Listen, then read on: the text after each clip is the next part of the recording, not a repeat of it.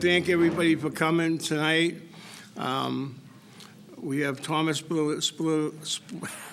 Spitaleri from Lawrence Community Access Television here. Thomas is kind enough to come. We've been working with them over the last couple of years, and we've had great success.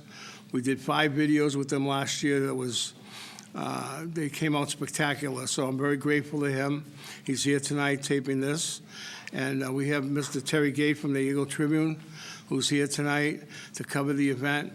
And the reason this event is so important, and Rich Gorham, it's his event, he's going to take over now, is because it takes people from the community and it lets them express themselves in poetry. And there's not many places for that, okay? And I'm very proud of him for keeping this going every year. And I'm proud of the Frost Foundation for keeping themselves going every year. It gets harder and harder. But I want to thank all of you for coming tonight.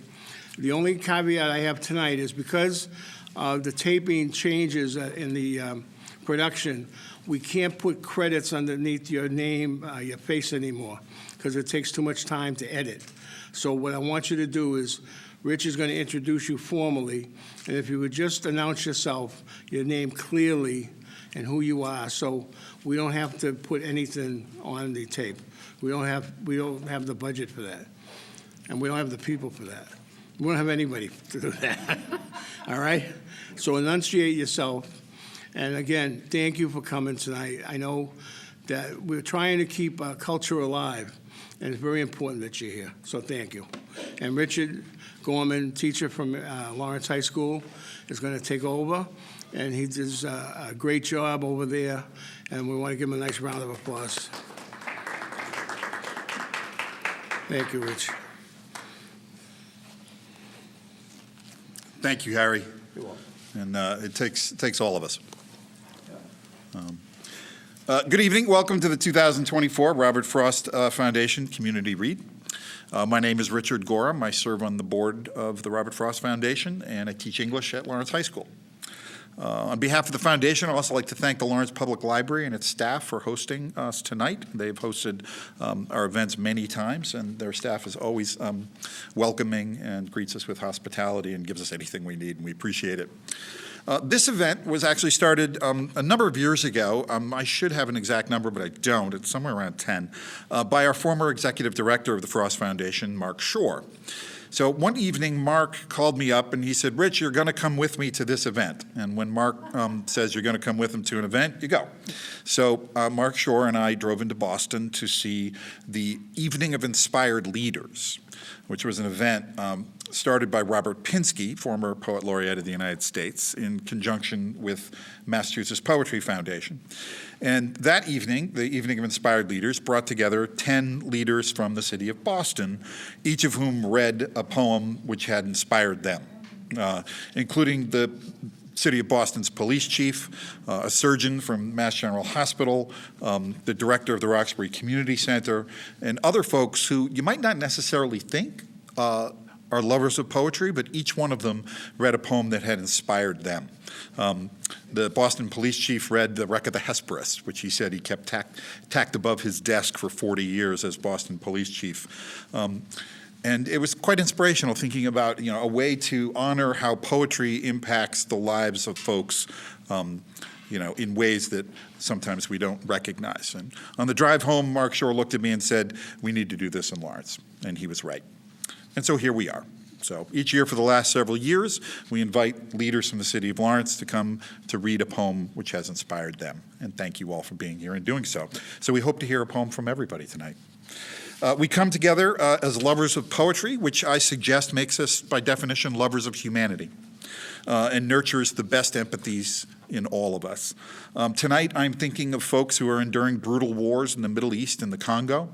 I think of folks in the path of Hurricane Milton who are suffering. And I think of the many, many others who continue to seek justice in a world where it is too often denied. I think of those folks, and I also think of the joys that poetry brings us, the joys of the fall season that we're in, the love of friends and families, and the myriad opportunities for laughter that life offers us. And poetry helps us be in touch with all of the above. Each of this evening's readers is a leader in the Merrimack Valley and a lover of poetry, and we're glad that each one of you is here. I'll get things started by reading a poem myself, and this is a poem that I return to time and time again. It's my favorite poem to teach, and it's a poem that echoes in my soul, particularly the final couplet. And I honestly think about this poem at least once a day my entire life, and it's John Keats's Ode on a Grecian Urn. Thou still unravished bride of quietness, thou foster child of silence and slow time, sylvan historian who canst thus express a flowery tale more sweetly than our rhyme. What leaf-fringed legend haunts about thy shape of deities or mortals or of both, in Tempe or the dales of Arcady? What men or gods are these? What maidens loath? What mad pursuit? What struggle to escape? What pipes and timbrels? What wild ecstasy? Heard melodies are sweet, but those unheard are sweeter. Therefore, ye soft pipes, play on, not to the sensual ear, but more endeared, pipe to the spirit ditties of no tone. Fair youth beneath the trees, thou canst not leave thy song, nor ever can those trees be bare. Bold lover, never, never canst thou kiss, though winning near the goal yet. Do not grieve, she cannot fade, though thou hast not thy bliss. Forever wilt thou love, and she be fair. And happy, happy boughs that cannot shed your leaves, nor ever bid spring adieu, and happy melodist unwearied, forever piping songs, forever new. More happy love, more happy, happy love, forever warm and still to be enjoyed, forever panting and forever young. All breathing human passion far above, that leaves a heart high sorrowful and cloyed, a burning forehead and a parching tongue. Who are these coming to the sacrifice? To what green altar, O mysterious priest, leadest thou that heifer lowing at the skies, and all her silken flanks with garlands dressed? What little town by river or seashore or mountain built with peaceful citadel is emptied of this folk, this pious morn? And little town, thy streets forevermore will silent be, and not a soul to tell why thou art desolate can e'er return. O Attic shape, fair attitude, with breed of marble men and maidens overwrought, with foreign branches and trodden weed, thou silent form dost tease us out of thought as doth eternity, cold pastoral. When old age shall this generation waste, thou shalt remain, in midst of other woe than ours, a friend to man to whom thou sayest, beauty is truth, truth beauty, that is all ye know on earth, and all ye need to know.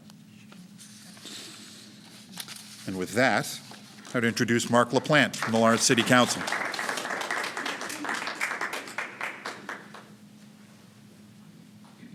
Thank you, Mr. Gorham. Appreciate that. Again, I want to just send my thank you for the invitation this evening and to be a part of this group and to share, if it's okay, 2 short poems that particularly struck me this year. My name is Mark LaPlante on the Lawrence City Council, in case I didn't say that before. So I'll read the first one. They're both entitled the same. And it's a little bit of the opposite of where you and Mr. Gorham. This is talking about maybe the darker side that we're dealing with, and they're both entitled Auschwitz. The semi-quaver chugging of the train on the track, and the people on board who will never go back, and the terror in the eyes of all the young ones to go with no one knowing as the train comes to slow. Those men at the station as the ramps drop down where humanity is lost is the only crippled sound. Hope gone for those who stand behind the hard, sharp wire, and the smoke in the tower rises just a little higher. And the blue ink stabs a little harder in the skin, above the veins of despair where murder let it in, and the terror in the eyes of all those about to leave another train on the track, no last-minute reprieve, and the slow, crotchet chugging of the train on the track, and the people on board who will never go back. I chose Auschwitz for a reason. On both of them, I went to Poland this summer with my family. We went to Krakow, and we were supposed to go in 2020. Things happened in 2020. Plans get changed, and so we made the trip this year in 2024. And there's never a good way to describe a place like Auschwitz. So I want to say highlight, but it's not a highlight. I'm glad I went, but I'm not glad I went. So our language does not really reflect, because it could be so misconstrued. So please take it in stride as what I'm about to say. But it was a place that I thought it was important to go. And we went, we read a lot, saw plenty of movies and shows and documentaries. And a seminal event that took place not far away from here, not that long ago from here, took place. And I thought it was important that we saw that firsthand, especially as we honor the veterans and the military members and all the other stuff that we do here in this country, and understand how important and how tragic that event was. And as the poets say, never again. Which leads me to my second poem. And this one is by Arthur Seymour Joseph, who he wrote this poem after he visited Auschwitz in 1955. This ground has kept its secret. As a sheet covers a corpse, so time and grass have conspired to mask the crimes committed here. The earthen mouth that devoured the dead is now green blanketed with daisy patches. Yet we know from the rusting barbed wire fences, the squalid barracks, the brick wall chipped with bullet holes, the showers, the ovens, a mountain of shoes, men's shoes, women's shoes, children's shoes, work shoes, dress shoes, black, brown, white, worn and new. Outside, the flowers and the sweetened breeze belie what went before. Our guide, older than his years, when bidding us goodbye, his eyes welled up with tears. And through his quivering lips, he said, "No more of this. No more." Thank you.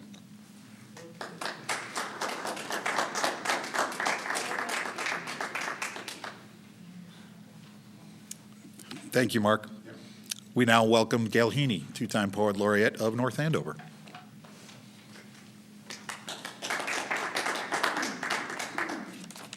Good evening, everyone, and thanks to the Robert Frost Foundation for the invitation. I am Gail Heaney, a two-time Poet Laureate of North Andover, and I am happy to be here, but I am moved by what Mark LaPlante said, given what we know, watching the news every day, of the things that are happening in Israel, in Gaza, in Ukraine.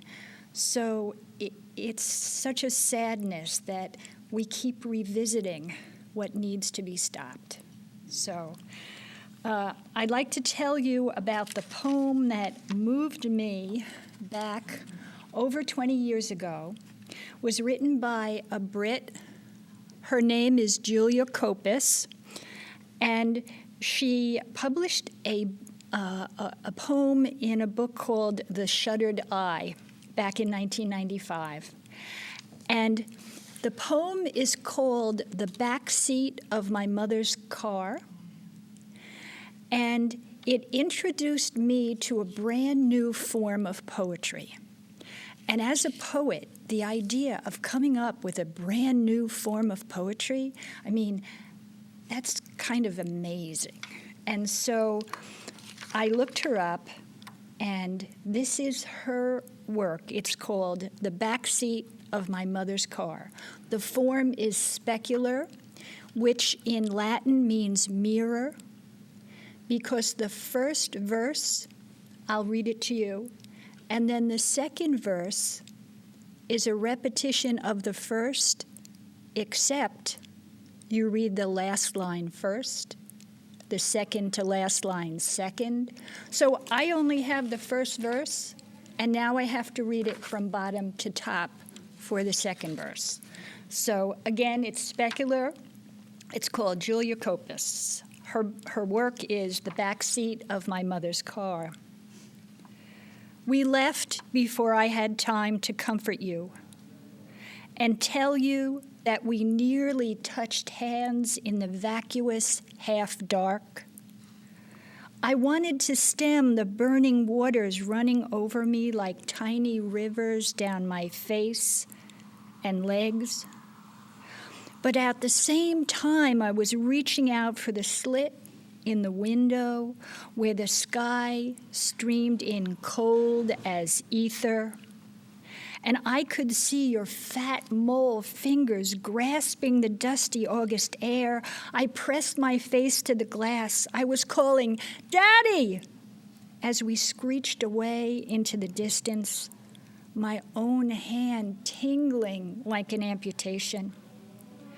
You were mouthing something I still remember, the noiseless words piercing me like the catgut shriek that flew up, furious as a sunset, pouring itself out against the sky. The ensuing silence was the one clear thing I could decipher, the roar of the engine drowning your voice with the cool, slick glass between us. With the cool, slick glass between us, the roar of the engine drowning your voice was the one clear thing I could decipher. The ensuing silence pouring itself out against the sky, furious as a sunset, piercing me like the catgut shriek that flew up. You were mouthing something I still remember, the noiseless words, the distance, my own hand tingling like an amputation. I was calling you, "Daddy!" as we screeched away into the dusty August air. I pressed my face to the glass, cold as ether, and I could see your fat mole fingers grasping for the slit in the window where the sky streamed in. Rivers down my face and legs, but at the same time I was reaching out to stem the burning waters running over me like tiny hands in the vacuous, cold dark.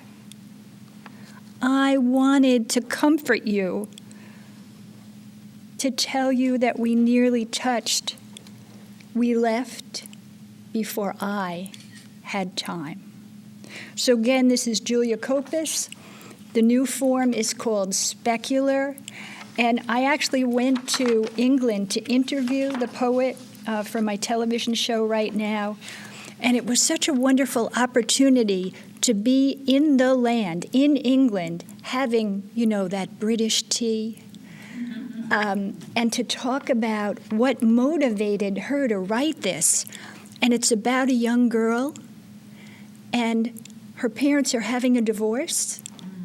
And so the mother is driving away, and the kid is in the back seat trying to reach the dad, and the glass separates them. So something about that just really spoke to me. And I'm hoping that we in this election cycle can somehow get through that glass that is keeping neighbor from neighbor and family member from family member. Let's try to reach through the slit in the window and all be Americans again. Thank you.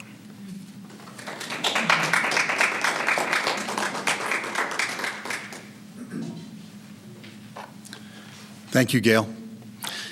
And despite my typographical error in the program, Mark Bohr is the director of the North Andover Poets Corner, I believe. Posey is English, and a person who you will see reading poetry in every corner of the Merrimack Valley, near as I can tell. Mark Bohr.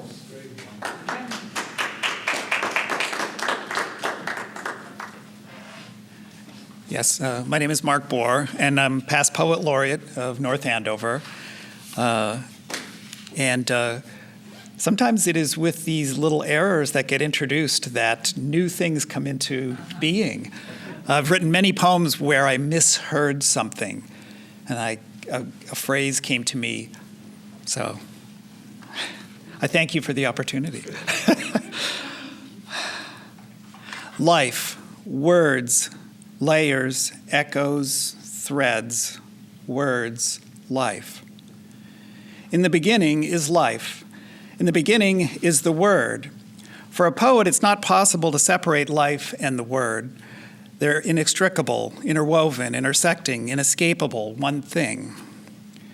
Like life, words speak to us with layers, echoes, and threads. Layers that mean many different things at once as you sift through the different meanings that the words can carry on repeat readings. Echoes that carry the sounds of other words, other ideas, other people, all people within the sound of the words. Threads that connect the words to other words, other people, other places, other times, all times. The woven fabric of sense that we all carry with us that connects us to the present, the past, and the future. Words are not owned, they are the fabric of connection. Words connect us to one another, whether we think about it all the time or not. Words are the tree of life, and like a tree, the words that we speak come from a common source. There is only one human language after all. Inescapable, inextricable, interwoven, one thing, our common being, words, life. I'm here to read a poem that speaks to me. The words of this poem are filled with layers, echoes, threads, life. The poem that I've picked is Song of the Open Road by Walt Whitman, and it first appeared in Whitman's 1856 collection, Leaves of Grass, and hearing some of the things said tonight, 1856 was a time that we were heading towards the Civil War. They didn't know it. You know, the division was there. And yet this poem is so optimistic and so positive. And so I guess I return to that as, and that's the reason why I love this poem so much, is because no matter what happens, no matter how I feel, when I read this poem and I think of this poem, I'm lifted up. Here we go. These are verses from Song of the Open Road by Walt Whitman. Afoot and lighthearted, I take to the open road, healthy, free, the world before me, the long brown path before me, leading wherever I choose. Henceforth I ask not good fortune, I myself am good fortune. Henceforth I whimper no more, postpone no more, need nothing. Done with indoor complaints, libraries, querulous criticisms, strong and content, I travel the open road. The earth, that is sufficient. I do not want the constellations any nearer. I know they are very well where they are. I know they suffice for those who belong to them. You, road, I enter upon and look around. I believe you are not all that is here. I believe that much unseen is also here. The earth expanding, right hand and left hand. The picture alive, every part in its best light. The music falling in where it is wanted and stopping where it is not wanted. The cheerful voice of the public road, the gay, fresh sentiment of the road. I think heroic deeds were all conceived in the open air, and all free poems also. I think I could stop here myself and do miracles. I think whatever I shall meet on the road, I shall like, and whoever beholds me shall like me. I think whoever I see must be happy. From this hour, I ordain myself loosed of limits and imaginary lines, going where I list, my own master, total and absolute. Listening to others, considering well what they say, pausing, searching, receiving, contemplating, gently but with undeniable will, divesting myself of the holds that would hold me. I inhale great draughts of space. The east and the west are mine. The north and the south are mine. I am larger, better than I thought. I did not know I held so much goodness. All seems beautiful to me. I can repeat over to men and women, you have done such good to me, I would do the same to you. I will recruit for myself and you as I go. I will scatter myself among men and women as I go. I will toss a new gladness and roughness among them. Whoever denies me, it shall not trouble me. Whoever accepts me, he or she shall be blessed and shall bless me. Here is the test of wisdom. Wisdom is not finally tested in schools. Wisdom cannot be passed from one having it to another not having it. Wisdom is of the soul. It is not susceptible to proof. It is its own proof. Applies to all stages and objects and qualities and is content. Is the certainty of the reality and the immortality of things and the excellence of things. Somewhere there is in the float of the sight of things that provokes it out of the soul. Allons, whoever you are, come travel with me. Traveling with me, you find what never tires. The earth never tires. The earth is rude, silent, incomprehensible at first. Nature is rude, incomprehensible at first. Be not discouraged. Keep on. There are divine things well enveloped. I swear to you, there are divine things more beautiful than words can tell. Allons, we must not stop here. However sweet these laid-up stores, however convenient this dwelling, we cannot remain here. However sheltered this port, and however calm these waters, we must not anchor here. However welcome the hospitality that surrounds us, we are permitted to receive it but a little while. Allons, the road is before us. It is safe. I have tried it. My own feet have tried it well. Be not detained. Let the paper remain on the desk unwritten, and the book on the shelf unopened. Let the tools remain in the workshop. Let the money remain unearned. Let the school stand. Mind not the cry of the teacher. Let the preacher preach in his pulpit. Let the lawyer plead in the court, and the judge expound the law. Camarado, I give you my hand. I give you my love more precious than money. I give you myself before preaching or law. Will you give me yourself? Will you come travel with me? Shall we stick by each other as long as we live?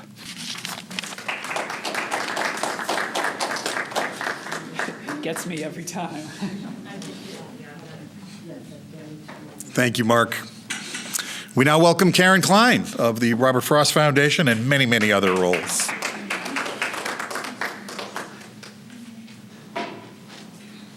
I'm not sure if this was planned, but the two people before were my people. I'm from North Andover and a poet laureate. And I have to talk to you quickly about the Valley of the Poets. Some people know about it, other people don't. I have decided that we are living in the Valley of the Poets, and it is North Andover, Fran Bradstreet, John Greenleaf Whittier for Haverhill, Harriet Beecher Stowe for Andover, and she did write poetry. And then the last, of course, is Bob Frost. So I'm going to read Fire and Ice. Some say the world will end in fire. Some say in ice. From what I've tasted of desire, I hold with those who favor fire. But if I had to perish twice, I think I know enough of hate to know that for destruction, ice is also great and would suffice. Elements the elements, look at what happened with the elements this week and the week before this in the South and in the mid states, which were a total surprise. Nobody ever thought Helene would hang left instead of hanging right. We have no control over that. We have to control what we can control and then write poetry about the rest. I also saw a lady just before I left to come here whose father lived across the street from me. He passed away in January, and Lauren is back and forth from both Newburyport and Plum Island, taking care of the house and getting things together. So I talked with her, and she said, "Where are you going?" I said, "I'm going over to do a Robert Frost poetry reading." She said, "Oh, I went to the school." I said, "You're kidding. I've never met anybody who went to the Frost School in South Lawrence." And I said, "Wow, really? What? How long ago?" And she said, "Well, I was there when he dedicated it." I said, "Really, Lauren? You're really special." So she explained to me that she really liked the whole event. And I said, "What did you notice about him?" And she said, "His hair." She never forgot the hair. And I just wrote here, January 7th, 1962, Lauren remembered his bright white shock of hair. He had not only a lovely poem, The Tuft of Flowers, but also a healthy tuft of hair, which was very true. And if you recall the inaugural in January of 1961 in the wind, I mean, I don't like my hair, but I can't even imagine what it must have been like with everything blowing all over everywhere. And he couldn't even read the poem, not because of the wind, but because the sunlight was hitting it. And he couldn't read the pages. So he had to go to another poem, which that's really awfully talented to be able to do that in the middle of a place like Washington, D.C.'s inauguration of John F. Kennedy. Amazing. The other one I'm going to read, I don't see anybody here. Well, I see one person new who doesn't know me, maybe two, and hasn't heard the poem. I say I don't really want to do it anymore because I always do it, and I thought it was so boring. And then people said, "Oh no, it's a classic." Okay, since it's a classic for Harry and for Rich and Mark and Debbie and everybody else who knows it. To My Dear Children by Anne Bradstreet. This book by Annie, yet unread. Oh my gosh. I leave for you when I am dead, that being gone, here you may find what was your living mother's mind. Make use of what I leave in love, and God shall bless you from above. It is so simple, it's so valuable, and I use it as a teaching tool in schools everywhere because the fourth line, what was your living mother's mind, is crucial. There's a word missing. And all the kids love to try to figure out what that word is. Thank you.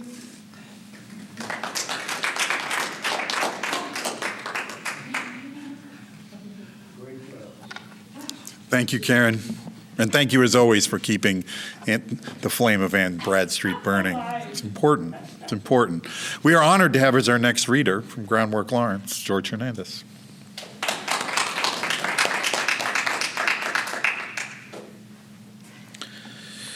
Good evening, everyone. Thank you. If you will grant me the kindness, I do have two that I'd like to share this evening. I don't think that we necessarily need to look too far to look at things that need to be changed or things that need to be paid attention to. We just need to look here within our community and the people of our community, people that provide for us, and the land itself. The first poem is The Elements of San Joaquin by Gary Soto. For Cesar Chavez. Field. The wind sprays pale dirt into my mouth, the small, almost invisible scars on my hands. The pores in my throat and elbows have taken in a seat of dirt of their own. After a day in the grape fields near Rolinda, a fine silt, washed by sweat, has settled into the lines on my wrists and palms. Already I am becoming the valley, a soil that sprouts nothing for any of us. Wind. A dry wind over the valley, peeled mountains grain by grain to small slopes, loose dirt where red ants tunnel. The wind strokes the skulls and spines of cattle to white dust, to nothing. Covers the spiked tracks of beetles, of tumbleweed, of sparrows that pecked the ground for insects. Evenings, when I am in the yard weeding, the wind picks up the breath of my armpit like dust, swirls it miles away, and drops it on the ear of a rabid dog, and I take on another life. Wind. When you got up this morning, the sun blazed an hour in the sky. A lizard hid under the curled leaves of manzanita and winked in its dark lids. Later, the sky grayed, and the cold wind you breathed was moving under your skin and already far from the small hives of your lungs. Stars. At dusk, the first stars appear. Not one eager finger points towards them. A little later, the stars spread with the night, and an orange moon rises to lead them, like a shepherd toward dawn. Sun. In June, the sun is a bonner of light, coming up, little by little, from behind a skyline of pine. The pastures away with fiddle neck, tassels of foxtail. At Piedra, a couple fish on the river's edge, their shadows deep against the water, above in the stubbled slopes. Cows climb down as the heat rises in a mist of blonde locusts, returning to the valley. Rain. When the autumn rains flatten sycamore leaves, the tiny volcanoes of dirt ants raised around their holes, I should be out of work. My silverware and stack of plates will go unused. Like the old, my 2 good slacks will smother under a growth of lint and smell of the old dust that rises when the closet door opens or closes. The skin of my belly will tighten like a belt, and there will be no reason for pockets. Harvest. Each of the suns slant in the vineyard that never failed, a wind crossed my face, moving the dust and a portion of my voice a step closer to a new year. The sky went black in the 9th hour of rolling trays. In the distance, ropes of rain dropped to pull me from the thick harvest that was not mine. Fog.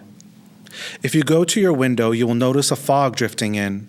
The sun is no stronger than a flashlight. Not all the sweaters hung in closets all summer. Could soak up this mist, the fog, a mouth nibbling everything to its origin. Pomegranate trees, stolen bicycles, the string of lights at a used car lot, a Pontiac with scorched valves. In Fresno, the fog is passing, the young thief prying a window screen, graying my hair that falls and goes unfound, my fingerprints slowly growing a fur of dust. 100 years from now, there should be no reason to believe I lived. Daybreak. In this moment, when the light starts up in the east and rubs the horizon until it catches fire, we enter the fields to hoe, row after row, among the small flags of onion, waving off the dragonflies that ladder the air. and tears the onions. Rays do not begin in your eyes, but in ours, in the salt blown from one blister into another. They begin in knowing you will never waken to bear the hour timed to a heartbeat, the wind pressing us closer to the ground.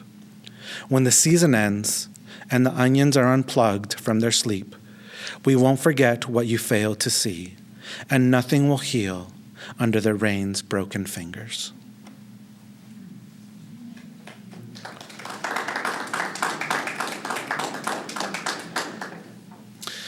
And the second poem that I will share with you, you will be able to find either under a much shorter title, simply Land Acknowledgement, or the longer title, A Poem to Acknowledge that the land itself, along with the people whose language, culture, and religion were born of it, is rarely acknowledged. This is by C. Marie Furman. Let us pause for a moment and acknowledge the land on which we live. This is the traditional land of the Nimpu, Tukadeka. We should take another moment to acknowledge the ways indigenous people have been, are being removed, and erased from the land they've stewarded for over 16,000 years. Swiftly, brutally, culturally, fatally. Let us acknowledge that soldiers for the United States killed women and children because they were Native. Let us acknowledge the recentness of this. Let us acknowledge the Native people buried in their land without markers, while unnamed settlers rest in fenced graves. Let us acknowledge Indian graves dug up and looted. Let us acknowledge that place names like Squaw Meadows and Dead Indian do not honor ancestors. Let us take a moment and acknowledge that this land was not stolen from the people whose language, culture, and religion was born of it. Let us acknowledge that the people were stolen from this land. The people who celebrate this land with song, dance, ceremony, people who do not commodify and commercialize trees and water or call it resource. Here, we pause to acknowledge that the land itself is rarely acknowledged. The land buried beneath asphalt, cement, floorboards, and foundations. Let us acknowledge that this buried land, which once grew food and medicine, now grows dollar stores and subdivisions. Let us acknowledge the land in the way subdividers do, with the blade of the bulldozer, and with names like Forest Trails, Aspen Ridge, River Ranch. With words, the way the government recognizes only federally recognized tribes and has taught some natives to recognize others only on paper. Through blood quantum and CIB, instead of commitment to rights and sovereignty. Let us recognize land acknowledgements that serve as consolation. Another box checked on a list titled Due Diligences. The way wearing a Black Lives Matter t-shirt acknowledges white wokeness, while the same whites shop at white lives businesses. Acknowledgement as performative allyship. Let us acknowledge the internment camps were prisons. This land acknowledgement was written for the people who acknowledge land in the way spotted knapweed acknowledges it, the way a for sale sign acknowledges it, the way the Forest Service acknowledges land by stating hashtag, it's all yours, but meaning hashtag, it's not theirs. This statement acknowledges the land in the same way the media and FBI acknowledge the over 2,000 missing Native women and girls, by recognizing the one missing white woman for whom hundreds search and whose picture is present on all our screens. The way Native silhouettes are screened on paper to sell cigarettes. This land acknowledgement is inked on the heartwood of a pine that escaped the fires but fell for the mill, from a land that cannot help but acknowledge climate crisis and carrying capacities. The grizzly bear, fatally removed, and the salmon who can no longer reach their original homelands. This land acknowledges the wolves shot by stockmen and sportsmen to preserve the animals. Stockmen and sportsmen will then henceforth kill in the name of husbandry and sport. Let us acknowledge how we honor loss with dollars and not grief. Let us make depredation a science and pay officers from the Bank of Conservation.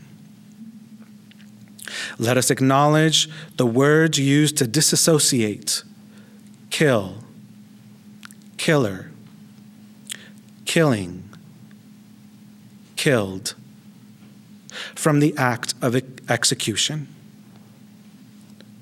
This land acknowledges that it is recognized for its monetary value, recreational value, and aesthetic value, because it too is living. This land recognizes us by our carbon footprint, our clear cuts, our gold mines, and our greed. This acknowledges that land back means languages back, means medicine back, means ceremony back, means culture back, means reparations, means people depend on the land.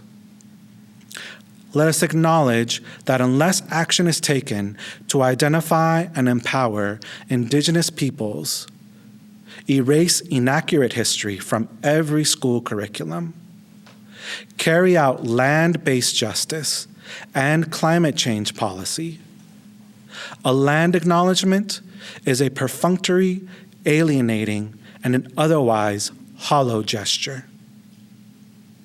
Acknowledgement means acceptance, admittance.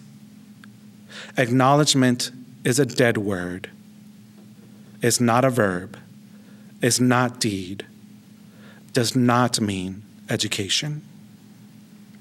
Acknowledgement means too late for an apology.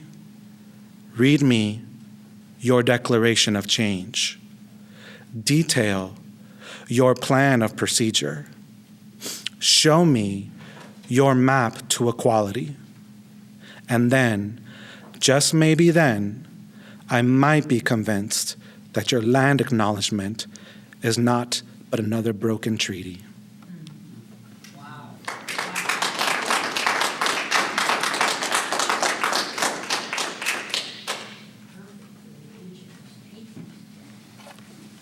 Thank you, George. Appreciate you. Our next reader always reminds me of the joy of poetry. Her day job is collections manager at the Lawrence History Center, Amita Kiley.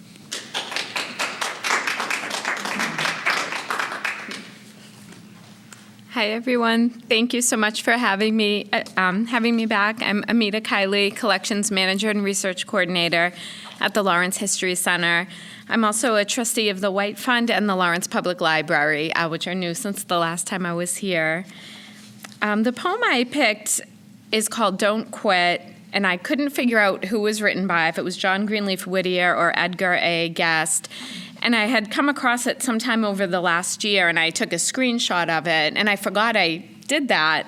But when I was looking through my pictures recently, I came across it, and I liked it. I still liked it, but I couldn't figure out who wrote it. But it led me to look into John Greenleaf Whittier's poetry as well. So I think I'm going to read two. I'll read Don't Quit, and then I'll read Maud Muller by John Greenleaf Whittier.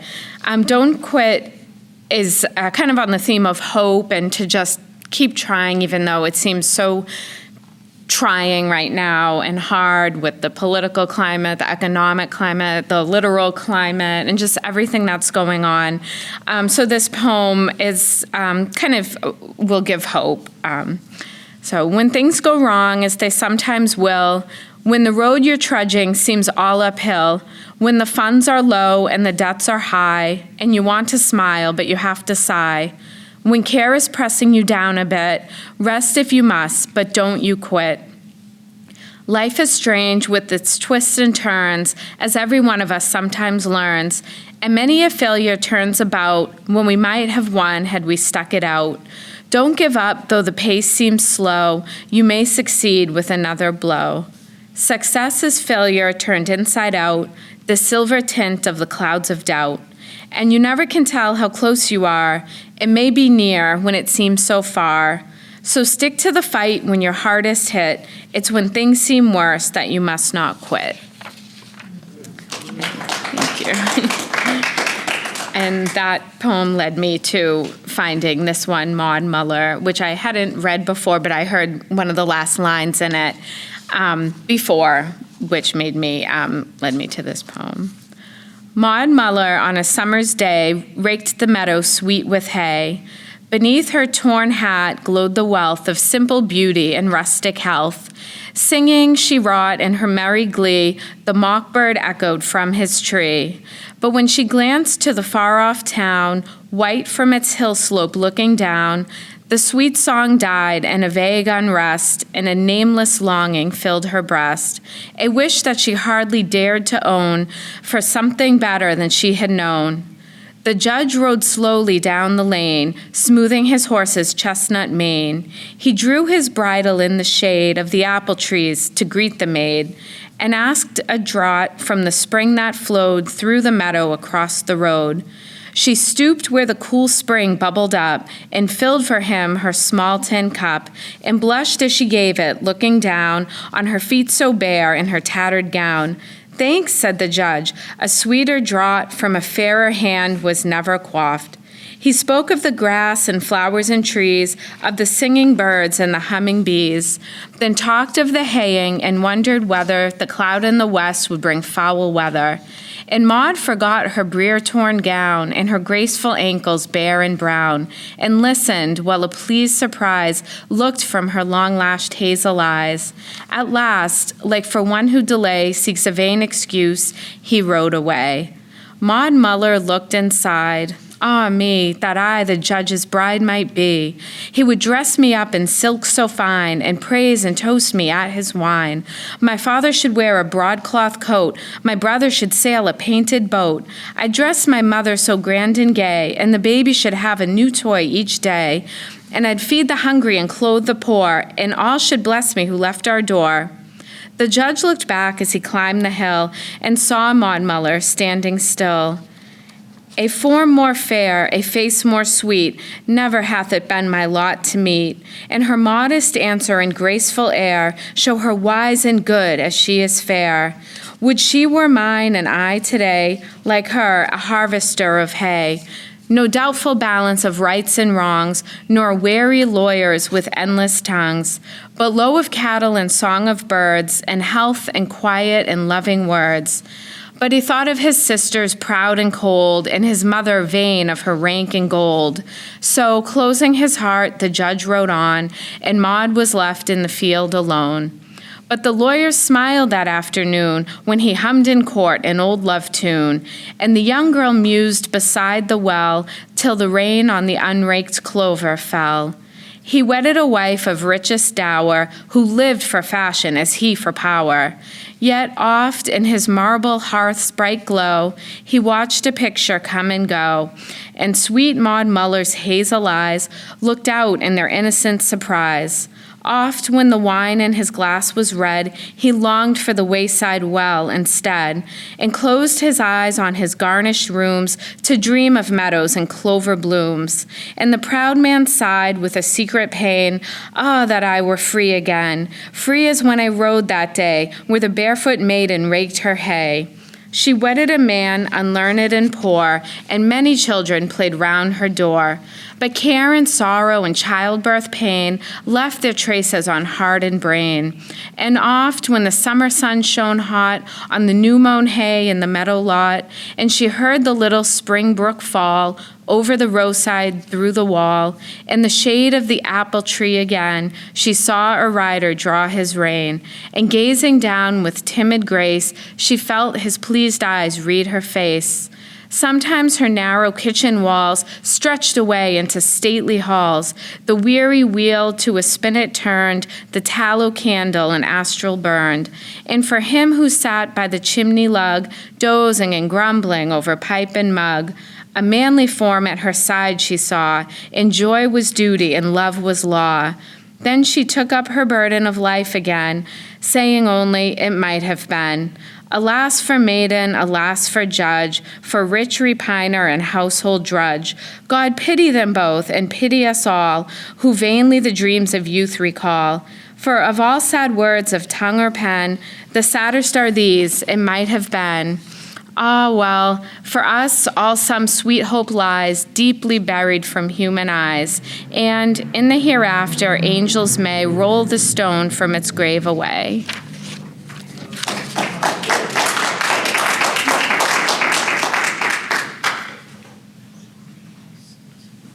Thank you, Amita. Our next reader is Peter Cody. Please.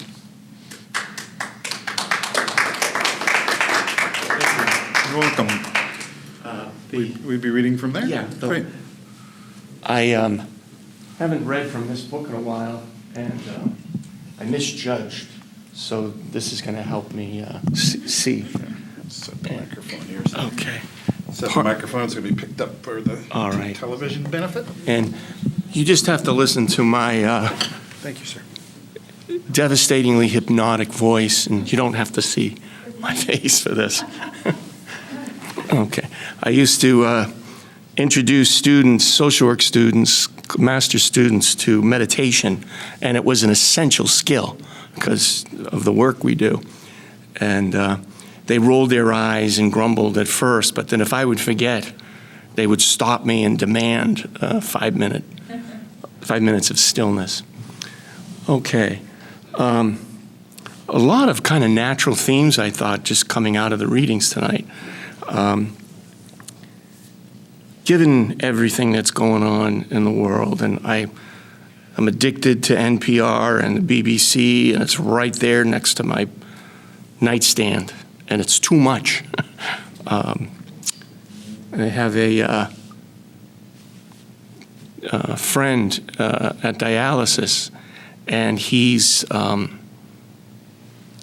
protect his privacy, but he's I like to practice what little Spanish I know. So I proudly said to him, "Buen dia," and he goes, "Buddy, I'm Lebanese." And so we became.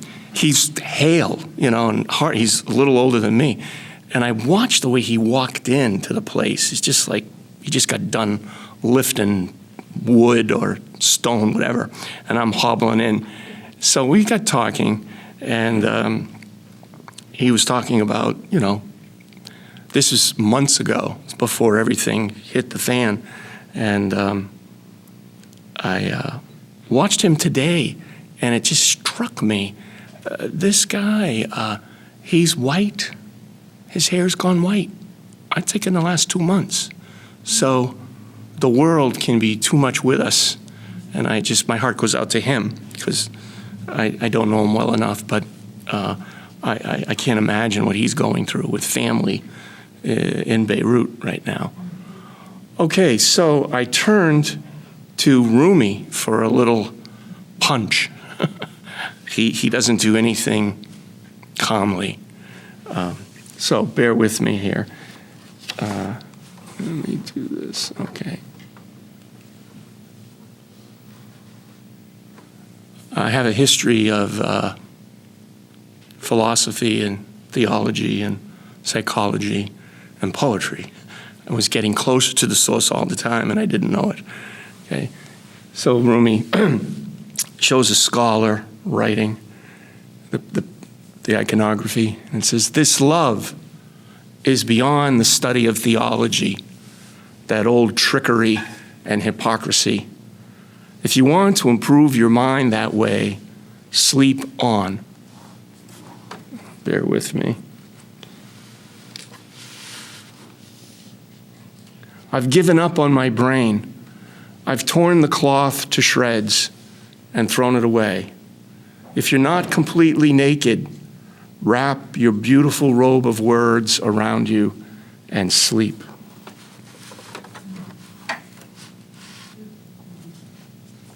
Okay, bear with me.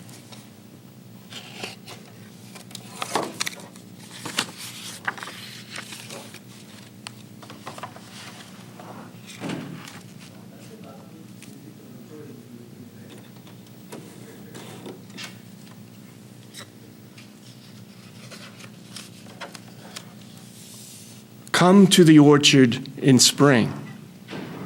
There is light and wine and sweethearts in the pomegranate. In the pomegranate flowers. If you do not come, these do not matter. If you do come, these do not matter. Oh, bear with me. Okay, this is the second one. I've used this many times. I love to see a client, or I was a therapist for 35 years, a client or a student, their jaw just drops. I hope it stands up. I hope your jaws drop. You probably are familiar with this one. I have lived on the lip of insanity. Sometimes that was literally true in my office. Wanting to know the reasons, knocking on a door. It opens. I've been knocking from the inside. It reminds me of another line from somewhere. I give up all need to effort and struggle. I relax into things as they are, so that life may move through me with grace. And we give up the burden of trying to move gracefully through this wonderful nightmare of life and just let it center us. One more.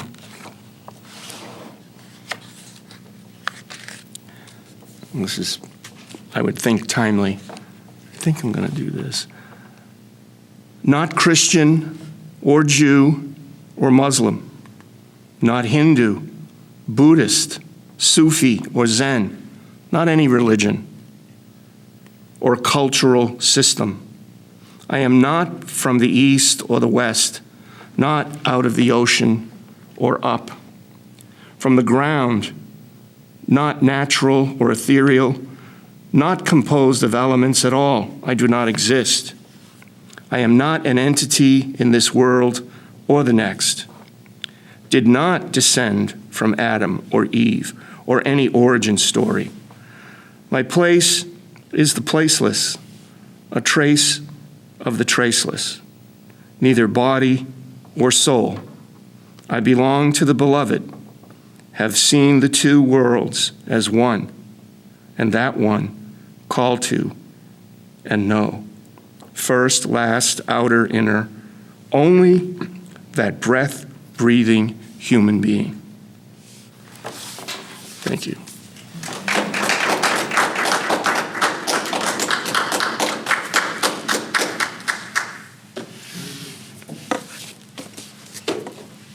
I thought I'd have mercy and not do the last book. Thank you. I'm going to make a very slight change to the program, and I'm going to ask, although Harry is listed as next, I'm going to ask him to hold and be our closing poet today. And I'll invite those who I failed to put in the program but who would like to read a poem to read a poem now. So, Kate, Linda, would you like to? To you, if you would like to. Bring it. Bring it. Yeah, everyone else in the room has. So I came prepared with two poems to read. So again, for everyone who doesn't know, I'm Kate Hernandez, and I'm on the Frost Foundation board. So this morning, Han Kang was awarded the Nobel Prize for Literature. She is the first South Korean to receive this honor, and her writing was listed as hailed as an intense poetic prose that confronts historical traumas and exposes the fragility of human life. And I think that pretty much encapsulates what we've been hearing about here tonight. And while her published works are more in long form in the of novels, she does have a number of poems, and I wanted to share one tonight in a celebration of her accomplishments. So I've chosen Pitch Black House of Light. That day in Yedong, sleet fell, and my body, companion to my soul, shivered with each falling tear. Get on your way. Are you hesitating? What are you dreaming, hovering like that? 2-story houses lit like flowers, beneath them I learned agony. And towards a land of joy as yet untouched, foolishly reached out a hand. Get on your way. What are you dreaming? Keep walking. Toward memories forming on a street lamp I walked. There I looked up, and inside the light shade was a pitch black house of light. The sky was dark, and in that darkness, resident birds flew up, casting off the weight of their bodies. How many times would I have to die to fly like that? Nobody could hold my hand. What dream is so lovely? What memory shines so brightly? Sleet, like the tip of my mother's fingers, raked through my disheveled eyebrows, striking frozen cheeks and again stroking that same spot. Hurry up and get on your way.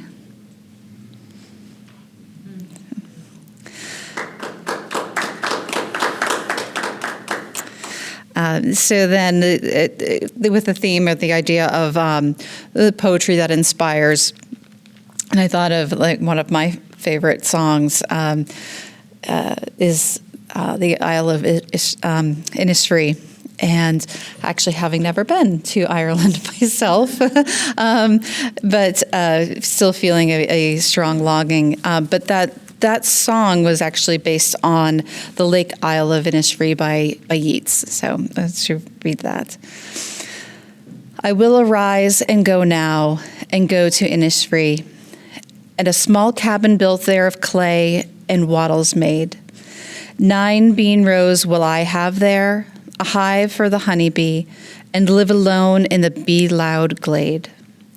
And I shall have some peace there, for peace comes dropping slow, dropping from the veil of the morning to where the cricket sings. There midnight's all a glimmer, and noon a purple glow, and evening full of the linnet's wings. I will arise and go now, for always night and day I hear lake water lapping with low sounds by the shore. While I stand on the roadway or on the pavement's gray, I hear it in the deep heart's core. Thank you.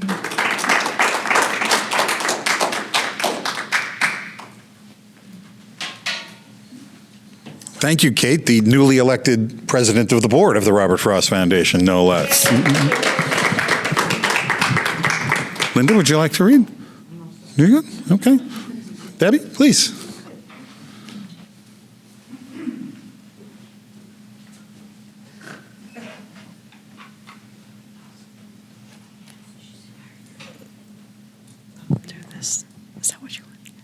Hi, my name's Debbie Bohr, and I'm from North Andover. Can you hear me well? Okay. I wasn't planning to read. I often don't read, but I wasn't planning to read tonight, but there was something on the drive here that spurred me. So there's always a meaningful poem, and maybe even more so now. I read it as a hopeful, prayerful reminder. This poem was written in 1883 by Emma Lazarus, The New Colossus. Not like the brazen giant of Greek fame, with conquering limbs astride from land to land, here at our sea-washed, sunset gates shall stand a mighty woman with a torch, whose flame is the imprisoned lightning, and her name, Mother of Exiles.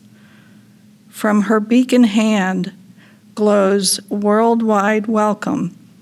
Her mild eyes command the air-bridged harbor that twin cities frame. Keep ancient lands, your storied pomp, cries she with silent lips. Give me your tired, your poor, your huddled masses yearning to breathe free. The wretched refuse of your teeming shore. Send these, the homeless, tempest-tossed, to me. I lift my lamp besides the golden door. Thanks.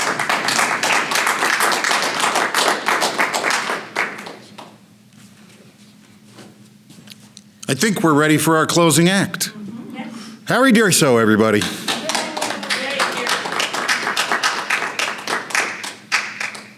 you.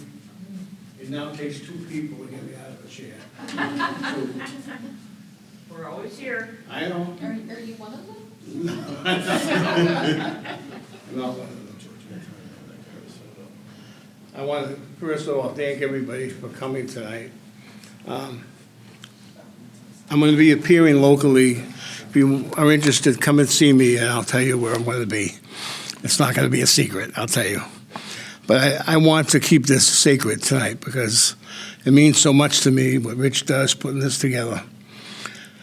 Last night I was on an open mic in Rockport, and there was an emergency, and the host had to leave.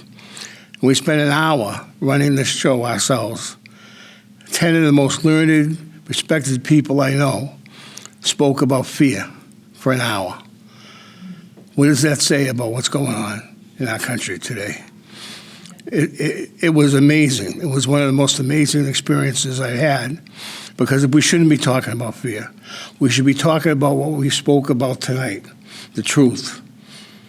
The truth is what's going to save us, and the truth is what every one of you did tonight, was tell us the truth, okay? And that's how powerful this is. So I know it's hard to get here, and I know it's hard to get up and speak, but the truth will save us, okay? Now, I'd like to do this poem about Lawrence. I'm very fortunate. I have two poems with Amita at the Lawrence History Center, and the city of Lawrence means a lot to me. And hopefully this poem will resonate with people, whether you come from Lawrence or not. It's called Walking in Lawrence. When I was growing up in Lawrence, I learned to walk everywhere.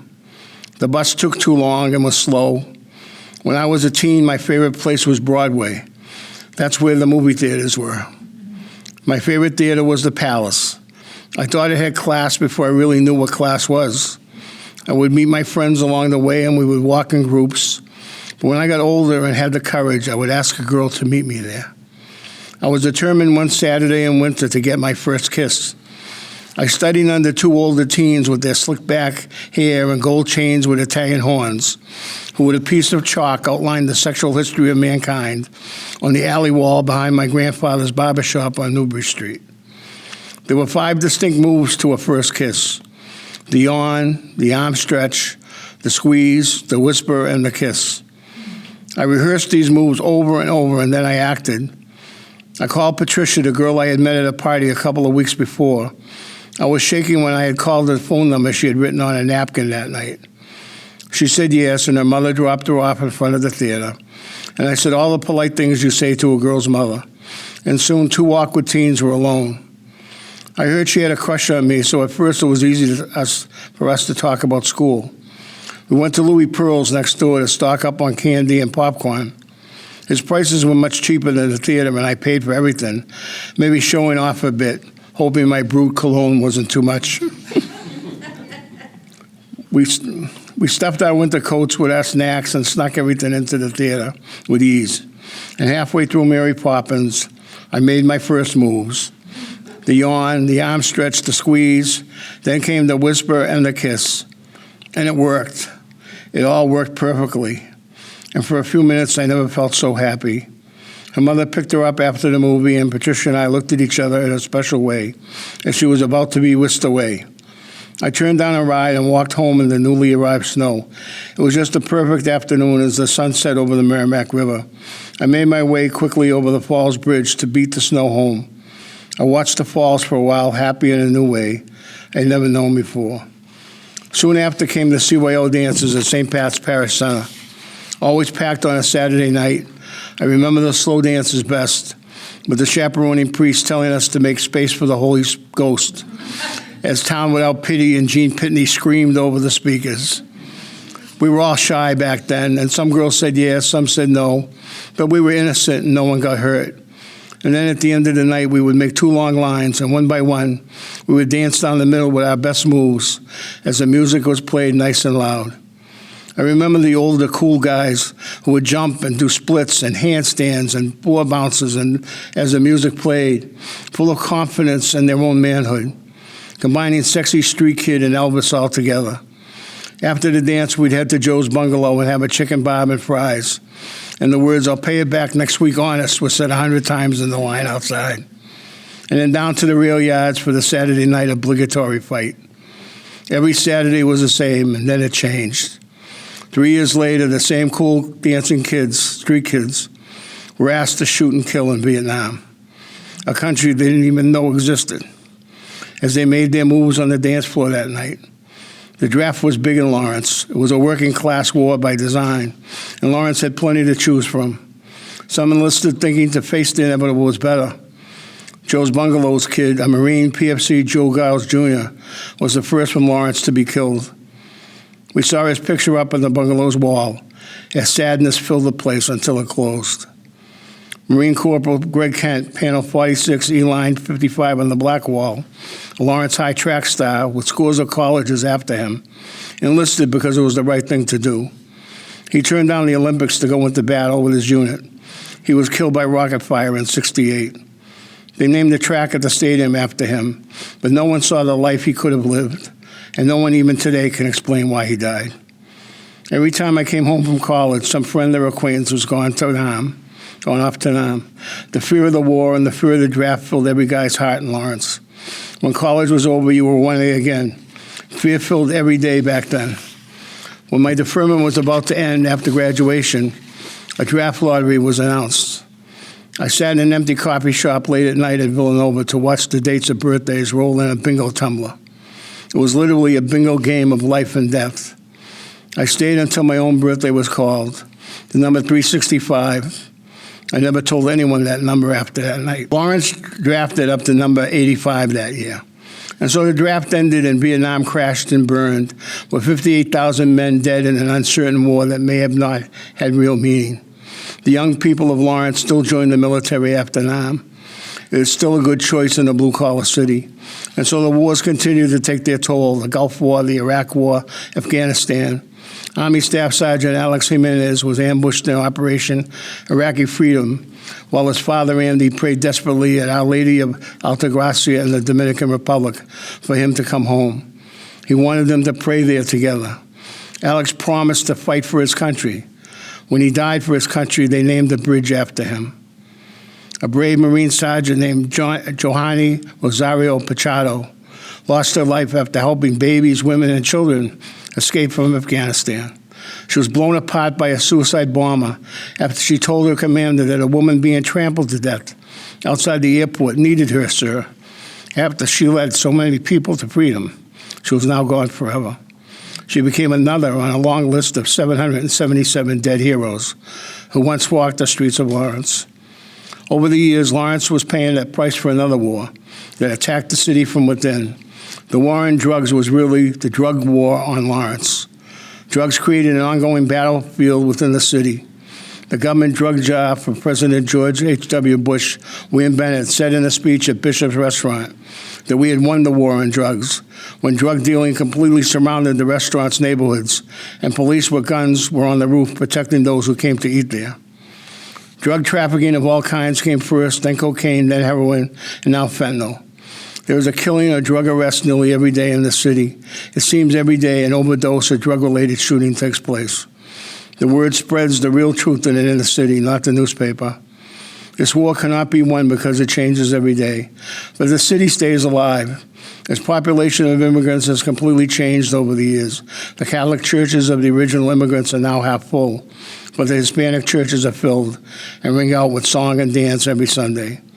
My Sunday morning walk still allows me to smell the foods of many cultures from the hundreds of tenements that surround me. Lawrence will fight this war and hopefully will stay strong. The working class has kept this city alive since it was created. It survived throughout all the wars. The mills are a symbol to the power and strength of the working class in Lawrence.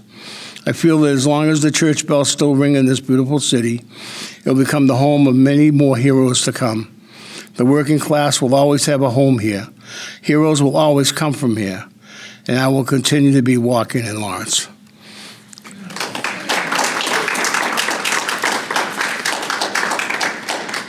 Those moves work if you ever want to use it for a first kiss. Those moves work. I can't say enough of thanks to everyone here tonight, for Thomas Spitaleri and for Terry Gates for coming. And just remember the truth. We say the truth tonight and we hear it. Then it goes to the newspaper and other people read it. Then it goes on television with local cable access, and that's going to hear it. They're going to hear it more. And then it's going to go on YouTube, and more people are going to hear it. All right, I got a call from my cousin who lives out of town who saw me on YouTube from something from 5 years ago. People watch it. So if you sacrifice tonight to come here and speak the truth, it's going to spread. So I humbly want to thank everyone for doing that for us tonight and wish you a good night. Thank you for coming.